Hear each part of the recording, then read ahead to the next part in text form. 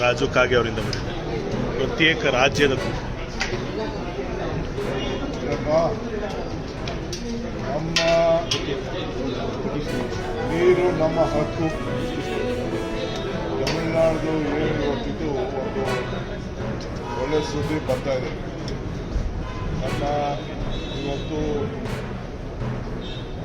ಏನು ಡಿಸ್ಮಿಸ್ ಮಾಡಿದೆ ಅಂತ ಏನು ವರದಿ ಬಂದಿದೆ ಅದು ಸಂಪೂರ್ಣವಾದಂಥ ಮಾಹಿತಿ ಇನ್ನು ಕೆಲವು ಗತಿಗಳಲ್ಲಿ ಬರ್ತದೆ.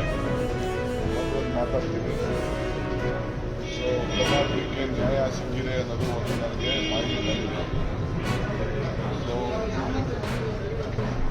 ಜನರ ಪ್ರಾರ್ಥನೆ, ಜನರ ಭಾವನೆ, ಜನರ ಕಷ್ಟ ಇದಕ್ಕೆಲ್ಲಕ್ಕೂ ಕೂಡ ಸ್ಪಂದಿಸಿದೆ ಅನ್ನೋದು ನನ್ನ ಅಭಿಪ್ರಾಯ. ಡೀಟೇಲ್ ನನ್ನ ಟ್ರೀಟ್ಮೆಂಟ್ ಏನಿದೆ ನೋಡಿಬಿಟ್ಟು ಮಾತಾಡ್ತೀನಿ.